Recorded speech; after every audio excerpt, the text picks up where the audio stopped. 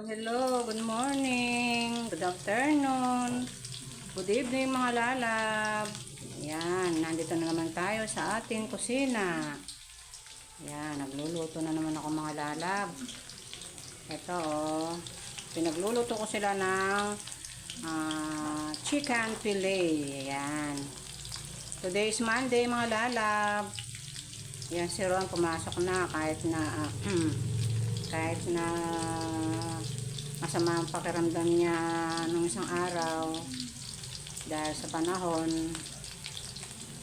na palapit na yung taglamig, kaya yung mga bata ngayon